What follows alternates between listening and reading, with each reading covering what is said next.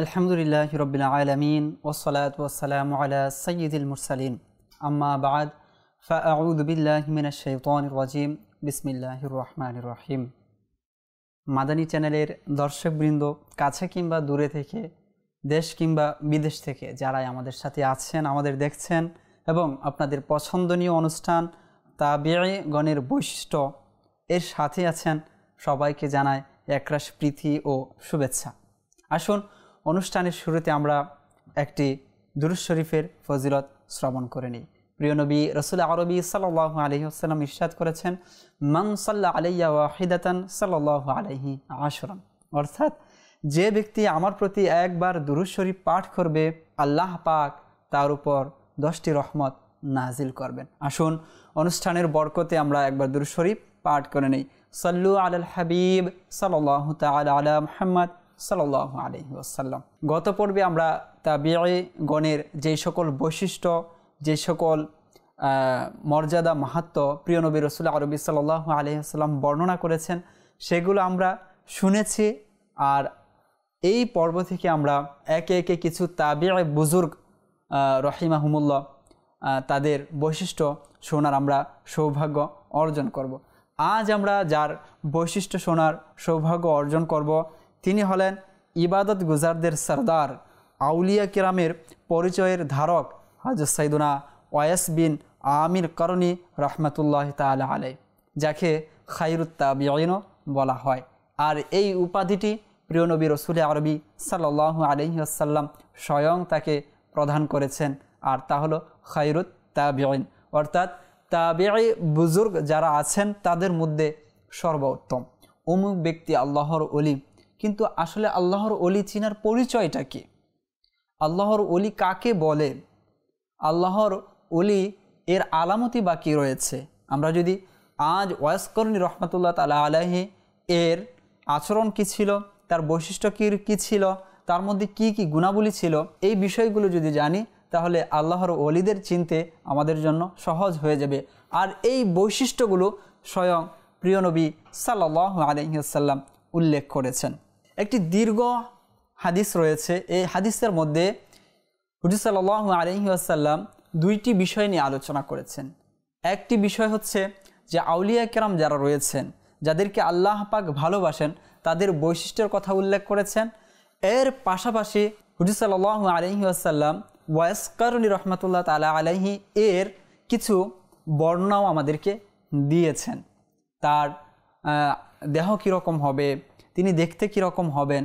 আমরা তো প্রিয় নবী রাসূল আরবি সাল্লাল্লাহু আলাইহি ওয়াসাল্লাম এর বৈশিষ্ট্য আমরা বিভিন্ন রাবি থেকে, বর্ণনাকারী থেকে শুনতে পাই। এর মধ্যে হচ্ছে উম্মে মাবাদ রাদিয়াল্লাহু তাআলা আনহা, যে তিনি হুজুর সাল্লাল্লাহু আলাইহি ওয়াসাল্লামের যে বর্ণনা দিয়েছেন, খুবই চমৎকার বর্ণনা দিয়েছেন। আমরা বিভিন্ন সাহাবায়ে কেরামের বর্ণনা থেকে পাই যে হুজুর সাল্লাল্লাহু আলাইহি ওয়াসাল্লাম দেখতে এরকম ছিলেন, হুজুর সাল্লাল্লাহু আলাইহি ওয়াসাল্লামের চোখ মুবারক এরকম ছিল। বিশেষত শামাইলে মুহাম্মাদিয়া যেটা রয়েছে, সেখানে তো প্রিয় নবী সাল্লাল্লাহু আলাইহি ওয়াসাল্লামের সম্পূর্ণ শরীর মুবারক নিয়ে আলোচনা করা হয়েছে, যে কীরকম ছিলেন, তার চুল কীরকম ছিল, তার চোখ কীরকম ছিল। তো হুজুর সাল্লাল্লাহু আলাইহি ওয়াসাল্লামের বর্ণনা তো আছে, আর তা করেছেন সাহাবায়ে কেরাম। কিন্তু ওয়াইস করনী রহমাতুল্লাহ তাআলা আলাইহি সেই সৌভাগ্যবান ব্যক্তি, যার চেহারার বর্ণনা, যার শরীরের বর্ণনা, যার দেহের বর্ণনা স্বয়ং প্রিয় নবী সাল্লাল্লাহু আলাইহি ওয়াসাল্লাম দিয়েছেন। আসুন আমরা বর্ণনাটি শুনি। একদা প্রিয় নবী সাল্লাল্লাহু আলাইহি ওয়াসাল্লাম সাহাবায়ে কেরামদের বললেন যে আগামীকাল আমাদের সাথে এক জান্নাতি ব্যক্তি নামাজ পড়বে। আর সেখানে উপস্থিত আবু হুরায়রা রাদিয়াল্লাহু তাআলা আনহু ছিলেন। তিনি মনে মনে ভাবলেন, হয়তো এই যে কথাটি বর্ণনা হয়েছে বা হুজুর সাল্লাল্লাহু আলাইহি ওয়াসাল্লাম ইরশাদ করেছেন, এর দ্বারা আমি উদ্দেশ্য। আর আমি মনে মনে অপেক্ষা করতে লাগলাম আগামীকাল চলে এলো, নামাজও আদায় করলাম, আমি বসে রইলাম। একে একে সবাই যেতে লাগলো, সবাই চলেও গেল। আর ওই মুহূর্তে আমি আর প্রিয় নবী সাল্লাল্লাহু আলাইহি ওয়াসাল্লাম উপস্থিত। তো কিছুক্ষণের মধ্যেই এক ব্যক্তি কালো, যার শরীরের রং হচ্ছে কালো, আর পরিহিত আছে একটি মামুলি লুঙ্গি আর একটি চাদর। আর তিনি যখন আসেন, শরীর থেকে কস্তুরীর সুঘ্রাণ বের হচ্ছিল। তিনি এলে প্রিয় নবী সাল্লাল্লাহু আলাইহি ওয়াসাল্লামকে সালাম প্রদান করেন এবং প্রিয় নবী সাল্লাল্লাহু আলাইহি ওয়াসাল্লামের হাতে হাত রেখে এভাবে আরজ করেন, ইয়া রাসূলুল্লাহ, ইয়া হাবিবাল্লাহ, আমার জন্য দোয়া করুন, আমার জন্য প্রার্থনা করুন। তখন প্রিয় নবী সাল্লাল্লাহু আলাইহি ওয়াসাল্লাম তার জন্য দোয়া করলেন। তো সেই লোকটি চলেও গেল। তখন আবু হুরায়রা রাদিয়াল্লাহু তাআলা আনহু তখন তো ভাবছিলেন যে হয়তো আমি হব। তখন প্রশ্ন করলেন, ইয়া রাসূলুল্লাহ, আপনি যে গতকাল বলেছিলেন জান্নাতি এক ব্যক্তি নামাজ আদায় করবে, এই যে মুসাফা করলো এবং দোয়া চাইলো আপনার কাছে, এটি কি সেই ব্যক্তি? তখন প্রিয় নবী সাল্লাল্লাহু আলাইহি ওয়াসাল্লাম ইরশাদ করলেন, হ্যাঁ, এই হচ্ছে সেই ব্যক্তি, আর সে হচ্ছে অমুক গোত্রের গোলাম। তখন আবু হুরায়রা রাদিয়াল্লাহু তাআলা আনহু পুনরায় আরজ করলেন, আপনি তাকে ক্রয় করে আজাদ কেন করে দিচ্ছেন না? সে যেহেতু এত মর্যাদার অধিকারী, জান্নাতি, আর আপনি এও বলছেন সে হচ্ছে অমুক গোত্রের গোলাম, তাকে ক্রয় করে আজাদ কেন করে দিচ্ছেন না?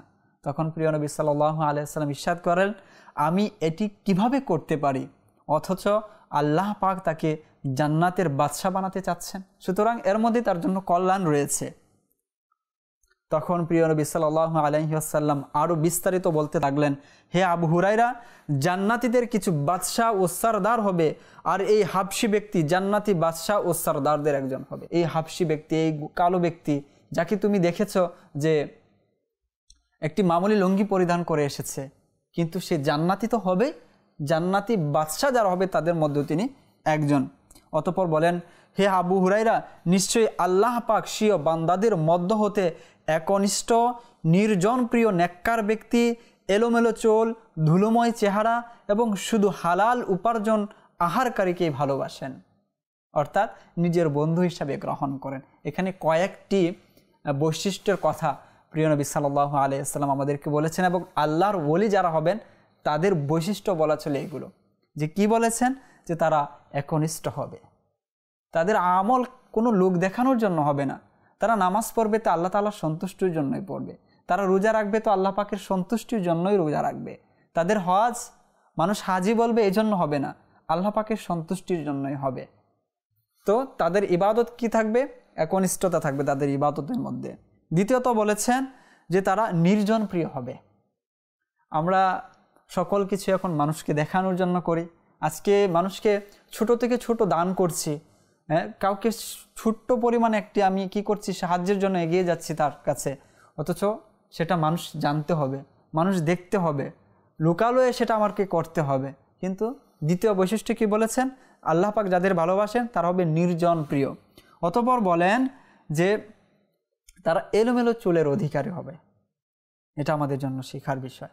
আমরা অনেক সময় দেখি যে এলোমেলো চুল আছে, একটু এদিক সেদিক হয়ে আছে, তখন তার সাথে আমরা নানান ধরনের আচরণ করি, আমরা বাজে ব্যবহার করি তাদের সাথে, তাদেরকে আমরা বন্ড বলে উপাধি দিয়ে দিই। এরকমটা করা যাবে না। আল্লাহ পাক তাদের বৈশিষ্ট্য কথা বলছেন, যাদেরকে আল্লাহ পাক ভালোবাসেন তাদের কি হবে? এলোমেলো চুল হবে। এমনকি এও বলেছেন যে তাদের চেহারা হবে ধুলোময়। আর আল্লাহ পাক কি করেন? এই সকল ব্যক্তিদেরকে ভালোবাসেন, এবং সর্বোপরি যে বৈশিষ্ট্যটির কথা হুজুর সাল্লাল্লাহু আলাইহি সাল্লাম বলেছেন, তারা যে আহার করবেন, তারা যে ভক্ষণ করবেন, সেটা হবে হালাল উপার্জনের। তারা কোনো অবৈধ পন্থায় উপার্জন করে কি করবেন না? খাবার গ্রহণ করবেন না। তো এই বৈশিষ্ট্যগুলো একজন আল্লাহর ওলির মধ্যে অবশ্যই থাকবে। আর হুজুর সাল্লাল্লাহু আলাইহি ওয়াসাল্লাম সেই ব্যক্তির ব্যাপারে বলেও দিয়েছেন, নামও বলে দিয়েছেন যে এই যে বৈশিষ্ট্যর কথা বললাম, সেই বৈশিষ্ট্যগুলো এক বান্দার মাঝে আছে। যখন হুজুর সাল্লাল্লাহু আলাইহি ওয়াসাল্লাম এই 5টি বৈশিষ্ট্যর কথা বললেন, যে সেই ব্যক্তি কি হবে? একনিষ্ঠ হবে, নির্জন প্রিয় নেককার ব্যক্তি হবে, এলোমেলো চুল হবে, ধুলোময় চেহারা হবে, এবং সেই ব্যক্তি হালাল আহার করবেন। তো এই 5টি বৈশিষ্ট্য যখন হুজুর সাল্লাল্লাহু আলাইহি ওয়াসাল্লাম সেখানে বললেন, তখন আবু হুরায়রা রাদিয়াল্লাহু তাআলা আনহু বললেন, ইয়া রাসূলুল্লাহ, ইয়া হাবিবাল্লাহ, এই বৈশিষ্ট্য কার মধ্যে আছে, কার মাঝে আছে? তখন হুজুর সাল্লাল্লাহু আলাইহি ওয়াসাল্লাম ইরশাদ করলেন, এই বৈশিষ্ট্যগুলো ওয়ায়াসকারণীর মধ্যে আছে। তখন আবু হুরায়রা রাদিয়াল্লাহু তাআলা আনহু ইরশাদ করলেন, ইয়া রাসূলুল্লাহ, এমন বৈশিষ্ট্যের কাউকে কি পাওয়া যাবে? ইরশাদ করলেন, ওয়ায়াসকারণী তাদেরই একজন। আল্লাহু আকবার। ওয়ায়াসকারণী রাহমাতুল্লাহ তাআলা আলাইহির মধ্যে যে এই বৈশিষ্ট্যগুলো আছে, হুজুর সাল্লাল্লাহু আলাইহি ওয়াসাল্লাম কখনো তো ওয়ায়াসকারণীকে বাহ্যিকভাবে দেখেননি। আর আমরা আলোচনা করছি তাবিঈ বুজুর্গ। তাবিঈ কাদেরকে বলা হয়? যারা প্রিয় নবী সাল্লাল্লাহু আলাইহি ওয়াসাল্লামকে দেখেনি, দেখেছে কাদের? সাহাবায়ে কেরামদের। কিন্তু হুজুর সাল্লাল্লাহু আলাইহি ওয়াসাল্লাম না দেখেই বলে দিচ্ছেন যে এই বৈশিষ্ট্যগুলো ওয়ায়াসকারণীর মাঝে আছে। আল্লাহু আকবার। অদৃশ্য সংবাদ আমাদেরকে দিচ্ছেন যে এই বৈশিষ্ট্যগুলো আমার ওয়ায়াসকারণীর মধ্যে আছে।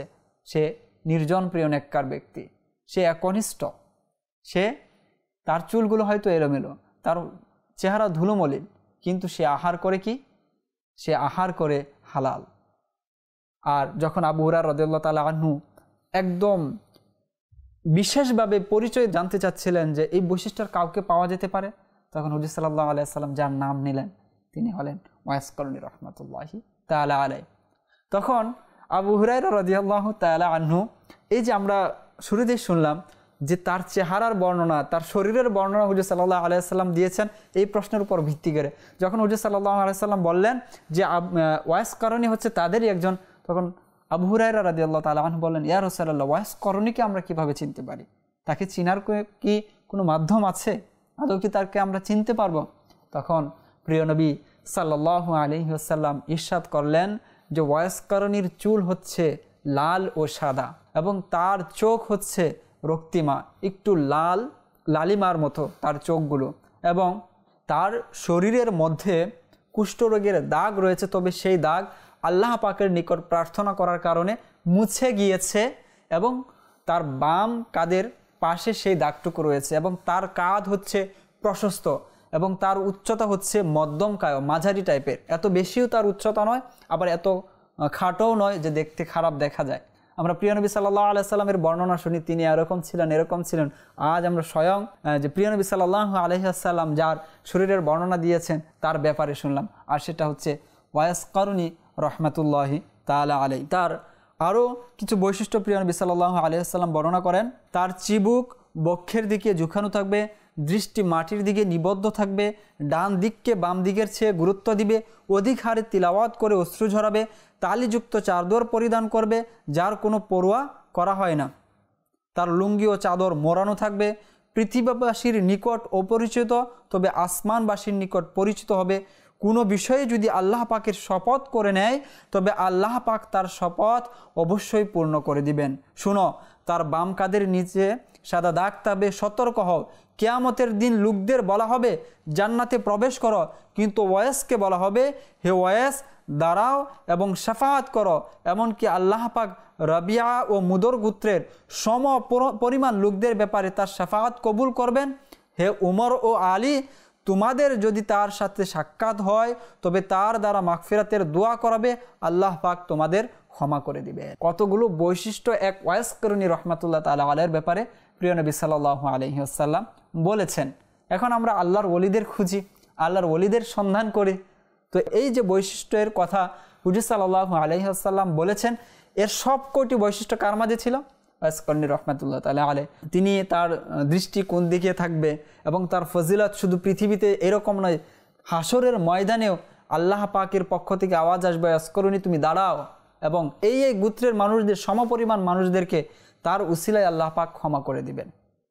সুতরাং আল্লাহর ওলিদের পরিচয় যদি আমাদের লাভ করতে হয় তো আমাদের এইসব বৈশিষ্ট্যগুলো আমাদেরকে মিলিয়ে নিতে হবে, তারাও কি এইসব বৈশিষ্ট্যের অধিকারী কিনা। আর এদিকে ওয়াইস করনী রহমাতুল্লাহ তাআলা আলাইহির বৈশিষ্ট্যের ব্যাপারে তো আমরা জানলামই যে হুজুর সাল্লাল্লাহু আলাইহি ওয়াসাল্লাম তার ব্যাপারে কত চমৎকার বলেছেন, যে তার চেহারার, তার শরীরের বর্ণনাও দিয়েছেন এবং তার আখলাক কীরকম রয়েছে, তার চরিত্র কীরকম রয়েছে সেই বর্ণনাও দিয়েছেন, এবং কিয়ামতের দিন, কিয়ামতের ময়দানে তার ফজিলত কীরকম হবে সেটাও আমরা এই হাদিসের মাধ্যমে শুনতে পেয়েছি। তিনি কতটা বিনয়ী ছিলেন এবং কতটা নির্জন প্রিয় ছিলেন এই বিষয়টা যদি আমরা জানি। এখানে তো আমরা শুনেছি আবু বকর হযরত উমর ফারুক রাদিয়াল্লাহু তাআলা আনহু এবং আলী রাদিয়াল্লাহু তাআলা আনহুকে আদেশ পর্যন্ত দিয়েছেন যদি তার সাথে সাক্ষাৎ হয় তার দ্বারা মাগফিরাতের দোয়া করাবে। এখানে মুস্তাজাবুদ দাওয়াত সে বিষয়টাও কিন্তু আমাদের প্রতীয়মান হয়, তিনি মুস্তাজাবুদ দাওয়াতও ছিলেন।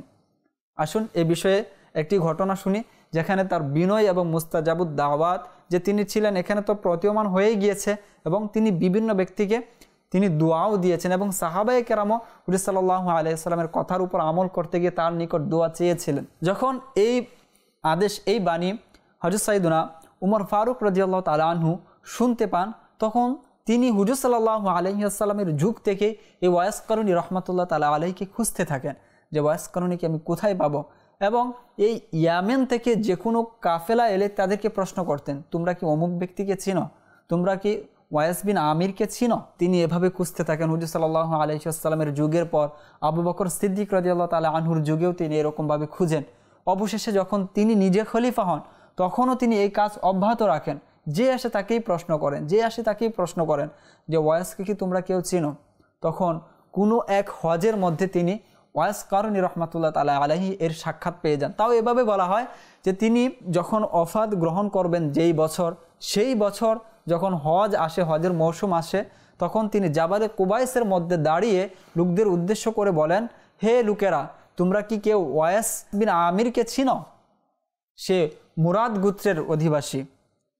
তখন এক ব্যক্তি দাঁড়িয়ে বলে যে আপনি যে ব্যক্তিকে বোঝাচ্ছেন তিনি কি সেই ব্যক্তি কিনা আমি তো জানি না, তবে আমার এক ভাতিজা আছে ওয়াইস নামে।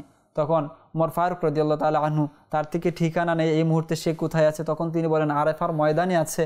তখন সেখানে গিয়ে তিনি দেখেন যে সেখানে এক ব্যক্তি নামাজ পড়ছে। তাকে প্রশ্ন করেন যে তুমি কি ওয়াইস বিন করনি? তখন তিনি বলেন হ্যাঁ আমি ওয়াইস বিন করনি। তখন সেখানে আলী রাদিয়াল্লাহু তাআলা আনহু উপস্থিত ছিলেন এবং উভয়ে তার নিকট দোয়া চান যে আল্লাহ পাকের নিকট আমাদের জন্য দোয়া করুন। তখন তিনি হতভম্ব হয়ে যান, আশ্চর্য হয়ে যান যে আপনারা হচ্ছেন সাহাবী, আমি কি আপনাদের জন্য দোয়া করব, তাও আবার মাগফিরাতের দোয়া? তখন তিনি বলেন হ্যাঁ, আমরা হুজুর সাল্লাল্লাহু আলাইহি ওয়াসাল্লামকে বলতে শুনেছি তোমার মাধ্যমে যেন আমরা দোয়া করাই, সুতরাং তুমি আমাদের জন্য দোয়া করো। তখন তিনি তাদের জন্য দোয়া করেন এবং উমর ফারুক রাদিয়াল্লাহু তাআলা আনহু তাকে বলেন যে তুমি এখানে দাঁড়িয়ে থাকো, আমি তোমার জন্য কিছু উপহার নিয়ে আসছি। তখন সাইদুনা ওয়াইস কারনী রহমাতুল্লাহ তাআলা আলাই বলেন যে আপনার থেকে আমি কিভাবে এই উপহার নিতে পারি? আমার কি কাপড় নেই? আমার কাপড়গুলো কি পুরান হয়ে গিয়েছে? আমার কি জুতা নেই? আমার জুতাগুলো কি পুরাতন হয়ে গিয়েছে? আপনারা কি দেখছেন না যে আমি উট চড়ানোর বিনিময়ে 4 দিরহাম গ্রহণ করি? এটা কি আমি খেয়ে ফেলেছি? সুতরাং আপনার টাকা আমার প্রয়োজন নেই, আপনি মক্কায় ফিরে যান আর আমি আমার রাস্তা দেখছি। অতঃপর আর সেখানে ওয়াইস কারনী রহমাতুল্লাহ তাআলা আলাই অবস্থান করেননি। এরপর আর কখনো ওয়াইস কারনী রহমাতুল্লাহ তাআলা আলাইহি এর সাথে হযরত সাইয়েদনা উমর ফারুক রাদিয়াল্লাহু তাআলা আনহু দেখা হননি। তবে কিছু কিছু কিতাবের মধ্যে পাওয়া যায় পরবর্তীতে তাদের মধ্যে কন্টিনিউ যোগাযোগ ছিল। তো এখানে তার দুনিয়া বিমুখতা এর বিষয়টি ফুটে ওঠে যে উমর ফারুক রাদিয়াল্লাহু তাআলা আনহু তখন খলিফা, তাকে দিতে চাচ্ছেন, কিন্তু তিনি সেটা কিভাবে ফিরিয়ে দিলেন? যে নিচ্ছেন না তো ঠিক আছে, কিন্তু সেখানে তিনি আবার দলিলও দিচ্ছেন যে আমার কাছে যা আছে এটাই আমার জন্য যথেষ্ট। এটা হচ্ছে ওয়াইস কারনী রাহমাতুল্লাহি তাআলা আলাইহি। তার ব্যাপারে আরও একটি বর্ণনা এরকম পাওয়া যায় যে এক ব্যক্তি তার যুগের তার সাথে খুবই দুষ্টামি করত, অর্থাৎ তাকে নিয়ে ঠাট্টা করত, কখনো বিদ্রুপ করত। বর্ণনাটি করেন আসির বিন জাবির রহমাতুল্লাহি তাআলা আলাইহি। তিনি বলেন আমরা একদিন পাঠ নিচ্ছিলাম এক উস্তাদের কাছ থেকে। সেখানে আমি এক ব্যক্তিকে দেখলাম যে তিনি উস্তাদ সাহেবের সাথে এরকমভাবে কথা বলছেন, আমি কাউকে কখনো এরকমভাবে কথা বলতে দেখিনি। তো হঠাৎ করে সেই ব্যক্তিকে আমি আর ক্লাসের মধ্যে দেখতে পাচ্ছিলাম না, আমি তাকে খোঁজাখুঁজি করছিলাম। তখন খুঁজতে খুঁজতে এক ব্যক্তিকে জিজ্ঞাসা করলাম, আচ্ছা অমুক দিন আমাদের সাথে ক্লাসে এরকম এক ব্যক্তি উপস্থিত ছিল, তুমি কি তাকে চিনো? তখন তিনি বললেন হ্যাঁ আমি তাকে চিনি। তখন এই আসির বিন জাবির রহমাতুল্লাহ তাআলা আলাইহি তিনি তার সাথে তার ঘরে উপস্থিত হন। তখন তাকে প্রশ্ন করেন যে আপনি কেন ক্লাসে উপস্থিত হচ্ছেন না? তখন তিনি বলেন আমার কাছে পর্যাপ্ত পরিমাণে পরিধেয় বস্ত্র নেই, যার কারণে আমি যেতে পারছি না। তখন সেই ব্যক্তি তাকে একটি চাদর উপহার দেন এবং তাকে বলেন যে আপনি এটি পরে আপনি ক্লাসের মধ্যে আসেন। ওয়াইস কারনী রহমাতুল্লাহ তাআলা আলাইহি নিতে চাচ্ছিলেন না, তাকে জবরদস্তি দেওয়া হয় এবং তিনি বলেন আমি যদি এই চাদর পরে যাই তাহলে আমার এক প্রতিবেশী আছে যে আমাকে নিয়ে ঠাট্টা করবে, তুমি দেখো সে আমাকে নিয়ে ঠাট্টা করবে। যখন এই চাদর পরিধান করে তিনি প্রকৃতপক্ষে আসেন তখন সেই ব্যক্তি ঠাট্টা করে বলতে থাকে যে এই ব্যক্তি কাউকে ঠকিয়ে কাউকে ধোঁকা দিয়ে চাদর নিয়ে এসেছে। তখন তিনি আবার ঘরে যান, ঘরে ফিরে চাদর তাকে ফিরিয়ে দেন এবং বলেন তুমি দেখেছ, আমি বলেছিলাম না এই ব্যক্তি আমার সাথে এরকম করবে?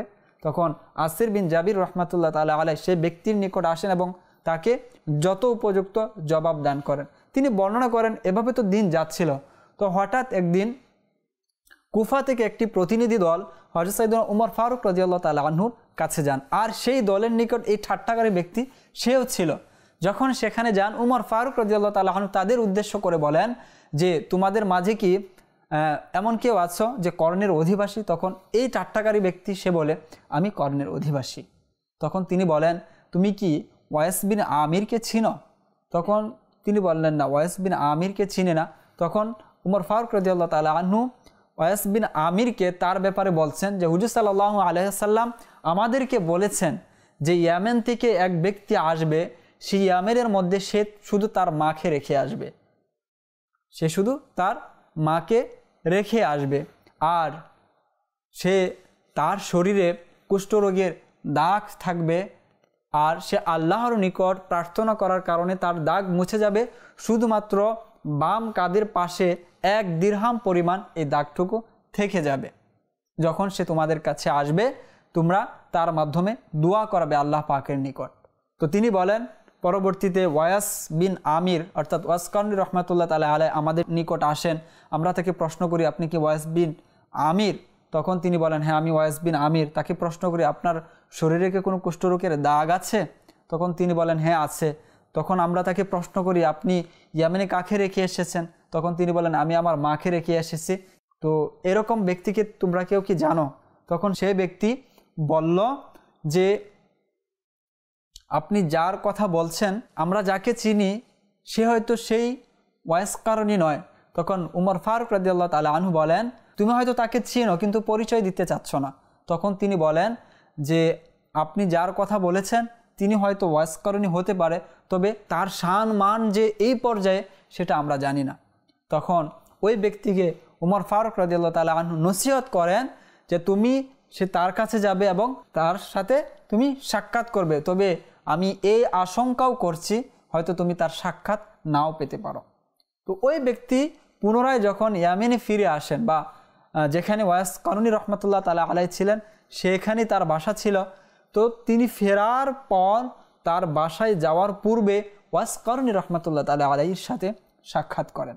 যখন সেখানে তিনি উপস্থিত হন, উপস্থিত হলে তার বিনয় দেখে ওয়াইস কারনী রহমাতুল্লাহ তাআলা আলাইহি বলেন যে, তুমি তো আগের ব্যক্তি নও, তোমার মধ্যে তো পরিবর্তন চলে এসেছে। তখন তিনি ওয়াইস কারনী রহমাতুল্লাহ তাআলা আলাইহির ফজিলত সম্পর্কে উমর ফারুক রাদিয়াল্লাহু তাআলা আনহু যা বলেছিলেন তাকে তা শুনেন, যে এরকম এরকম ফজিলত আপনার ব্যাপারে আমরা শুনেছি, সুতরাং আপনি আমার জন্য দোয়া করুন, আল্লাহ তাআলার নিকট মাগফিরাতের দোয়া চান, আমি মাগফিরাত পেতে চাই। তখন ওয়াইস কারনী রহমাতুল্লাহ তাআলা আলাইহি তাকে বলেন যে, আমি 2টি শর্তে তোমার জন্য দোয়া করতে পারি। এক হচ্ছে তুমি আমার সাথে আর ঠাট্টা করতে পারবে না, তুমি আমাকে নিয়ে আর এরকম করতে পারবে না। আর দ্বিতীয় শর্ত হচ্ছে তুমি যা শুনে এসেছো উমর ফারুক রাদিয়াল্লাহু তাআলা আনহুর কাছ থেকে সেটা তুমি আর কাউকে বলতে পারবে না। আল্লাহু আকবার। এখানে আমাদের জন্য শেখার বিষয় যে আমরা চাইবো তো এরকম একজন ব্যক্তি যখন আমার প্রশংসা করবে তখন এটা মানুষ শুনুক, আমার সুনাম হোক, চারিদিকে আমার সুনাম ছড়িয়ে পড়ুক। কিন্তু ওয়াইস কারনী রহমাতুল্লাহ তাআলা আলাইহি যে হুজুর সাল্লাল্লাহু আলাইহি সাল্লাম যে বৈশিষ্ট্যের কথা বলেছিলেন যে তারা নির্জন প্রিয় হবে, নির্জন প্রিয় নেককার ব্যক্তি হবে, আর অন্যতম একটি নিদর্শন হচ্ছে এই বিষয়টি যে তিনি আরজ করলেন, শর্ত জুড়ে দিলেন যে আমি তোমার জন্য তখন দোয়া করব যখন তুমি আমার এই 2টি শর্তের উপর আমল করবে। এক হচ্ছে আমাকে নিয়ে আর ঠাট্টা করতে পারবে না, আর এক হচ্ছে যা শুনে এসেছো আর কাউকে বলতে পারবে না। তখন তিনি বললেন যে ঠিক আছে। তখন তাকে দোয়া করেন এবং তাকে বিদায় করেন। পরবর্তীতে এই যে বর্ণনা, এই ঘটনা চারদিকে ছড়িয়ে পড়ে। তখন এই আসির বিন জাবির রহমাতুল্লাহ তাআলা আলাইহি তার নিকট আসেন এবং এসে বলেন যে আপনার ব্যাপারে তো এরকম তাজ্জুবপূর্ণ আশ্চর্যপূর্ণ কথা ছড়িয়ে পড়েছে যে আপনার ব্যাপারে হুজুর সাল্লাল্লাহু আলাইহি সাল্লাম এরকম কথা বলেছেন, আর সেই হাদিস আবার বর্ণনা করছেন উমর ফারুক রাদিয়াল্লাহু তাআলা আনহু। তো এটাই ছিল সেই ব্যক্তির সাথে হযরত সাইয়েদনা ওয়াইস কারনী রহমাতুল্লাহ তাআলা আলাইহি শেষ সাক্ষাৎ। যখন চারদিকে এই কথা ছড়িয়ে পড়ল তখন তিনি সেই শহর থেকেই অন্যত্র চলে যান। তো এই বিষয় থেকে আমাদের বেশ কিছু শেখার বিষয় আছে। এক হচ্ছে যখন আমল করব সেটা লুকিয়ে রাখা, নির্জন প্রিয় হওয়া, একাকিত্বে আল্লাহর স্মরণ করা এবং একাকিত্বে আল্লাহকে সন্তুষ্টি করার চেষ্টা করা, মানুষ যেন আমার আমল সম্পর্কে না জানতে পারে। আমরা আরও ছোট্ট একটি ঘটনার মাধ্যমে এই অনুষ্ঠানের সমাপ্তির দিকে যাব। যখন ওয়াইস কারনী রহমাতুল্লাহ তাআলা আলাইহি তার মায়ের নিকট হুজুর সাল্লাল্লাহু আলাইহি ওয়াসাল্লামের সাথে সাক্ষাতের অনুমতি চান, তার মা দিয়ে দেন এবং এই শর্তও জুড়ে দেন যদি তুমি সেখানে যাও এবং হুজুর সাল্লাল্লাহু আলাইহি ওয়াসাল্লামকে না পাও তাহলে তুমি আবার ফিরে চলে আসবে। তখন সেই সুদূর ইয়ামান থেকে মদিনায় তিনি পৌঁছান। যখন পৌঁছান তখন সেখানে হুজুর সাল্লাল্লাহু আলাইহি ওয়াসাল্লাম উপস্থিত ছিলেন না, কোনো এক জায়গায় হুজুর সাল্লাল্লাহু আলাইহি ওয়াসাল্লাম অবস্থান করছিলেন। তখনই তৎক্ষণাৎ তার মায়ের কথা স্মরণে এলো এবং হুজুর সাল্লাল্লাহু আলাইহি ওয়াসাল্লামের সাথে সাক্ষাৎ না করে তিনি আবার ইয়ামেনে ফিরে আসেন। যখন প্রিয় নবী সাল্লাল্লাহু আলাইহি ওয়াসাল্লাম মদিনায় ফিরে আসেন, ঘরে ফিরে আসেন, তখন তিনি বিশেষ একটি নূর দেখতে পান। তখন সেখানে উপস্থিত যারা ছিলেন বা আম্মা জানা আয়েশা সিদ্দিকা রাদিয়াল্লাহু তাআলা আনহাকে প্রশ্ন করেন যে কেউ কি এসেছিল আমার সাথে সাক্ষাৎ করার জন্য? তখন তিনি বলেন যে ইয়ামেন থেকে ওয়াইস নামী এক ব্যক্তি এসেছিল। তখন হুজুর সাল্লাল্লাহু আলাইহি ওয়াসাল্লাম বলেন, হ্যাঁ তুমি ঠিক বলেছ, ওয়াইসই এসেছিল, আমি তারই নূর দেখতে পাচ্ছি। আল্লাহু আকবার। ওয়াইস কারনী রাহমাতুল্লাহ তাআলা আলাইহির মর্যাদা কীরকম? তিনি যেখানে যান সেখানে নূর বিচ্ছরিত হয়। আর আল্লাহ রাসূল সাল্লাল্লাহু আলাইহি ওয়াসাল্লামের তার দৃষ্টিশক্তিও কীরকম ছিল যে তার এক আশিক এসেছে এবং তিনি যে এসে চলে গিয়েছেন আর সেখানে আসার পর যে এক বিশেষ নূর আলো ছড়িয়েছিল সেটাও তিনি দেখে নিয়েছেন। তো এই সকল বুজুর্গানে দিন যারা রয়েছেন তাদের জীবনী অধ্যয়ন করা, তাদের জীবনী থেকে শিক্ষা নেওয়ার এবং তাদের বেশি বেশি চর্চা করার আল্লাহ পাক আমাদেরকে তৌফিক দান করুন। তাদের জিক্রে খয়ের করার আমাদেরকে তৌফিক দান করুন। আমিন। বিজাহিন নবিয়্যিল আমিন। সাল্লু আলাল হাবিব সাল্লাল্লাহু তাআলা আলা মুহাম্মদ সাল্লাল্লাহু আলাইহি ওয়াসাল্লাম।